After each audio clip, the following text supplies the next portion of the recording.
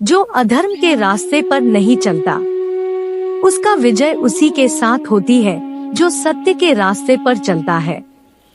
संघर्ष भरी जिंदगी में कामयाब होने के लिए आपको धैर्य और समझदारी दोनों की जरूरत होती है। जीवन का सफर बहुत ही लंबा होता है, इसलिए आपको हमेशा उच्च उद्देश्यों का चयन करना चाहिए। सफलता के लिए निरंतर दृढ़ संकल्प और समर्पण जरूरी होता है। यदि आप यह दोनों विशेषताओं से वंचित हैं, तो आप कभी सफल नहीं होंगे।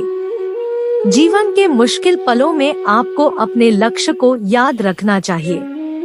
इससे आपको संघर्ष करने की शक्ति मिलेगी। अपने लक्ष्य के लिए संघर्ष करने के लिए आपको स्थिर होना होगा। इसलिए आपको धैर्य और सहनशीलता से संघर्ष करना होगा। संघर्ष के समय में निराश न हो, क्योंकि निराश होने से आपकी समस्याएं बढ़ सकती हैं। संघर्ष करते समय हमेशा सकारात्मक रहें। यह आपको सफलता के रास्ते में मदद करेगा। सफलता के लिए आपको अपनी जिज्ञासा को बढ़ाना चाहिए और इसे निरंतर संवेदनशीलता के साथ जीना चाहिए। संघर्ष के दौरान हमें अपने संघर्ष को सामने रखना चाहिए। इससे हम अपनी मनोदशा को नियंत्रित कर सकते हैं। जब आप संघर्ष कर रहे होते हैं, तो आपको हमेशा सफल होने के लिए उद्यमशीलता और अध्यवसायता के साथ काम करना चाहिए। जीवन में आपको संघर्ष से डर नहीं लगना चाहिए, क्योंकि संघर्ष हमें आगे बढ़ने की शक्ति देता है। जीवन में हमें अपने सपनों को पूरा करने के लिए संघर्ष करना होगा और इस संघर्ष में हमें हर दिन सीखना चाहिए। संघर्ष के दौरान आपको हमेशा सकारात्मक रहना। अपने जीवन में सफल होने के लिए हमें धैर्य और सहनशीलता रखनी चाहिए। जीवन में संघर्ष से नहीं घबराना चाहिए। इससे हमें नई ऊंचाइयों की तरफ आगे बढ़ने में मदद मिलेगी। जीवन में दृढ़ संकल्प और उत्साह रखना बहुत महत्वपूर्ण है। सफलता के लिए आपको धैर्य और कड़ी मेहनत के साथ काम करना होगा। संघर्ष से निराश नहीं होना चाहिए। इससे हमें सीखने और सुधार करने का अवसर मिलता है। जीवन में हमेशा सकारात्मक रहना चाहिए, क्योंकि सकारात्मक सोच हमें सफलता की ओर ले जाती है। जीवन में हमें संघर्ष को स्वीकार करना चाहिए और उसके बाद उससे सीखना चाहिए। जब आप स्वयं को जानते हैं, तभी आप अन्य लोगों को समझ सकते हैं।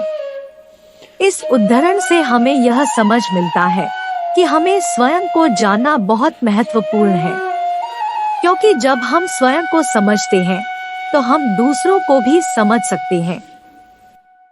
संगीत का सबसे महत्वपूर्ण उद्देश्य आत्मा को शांति देना है।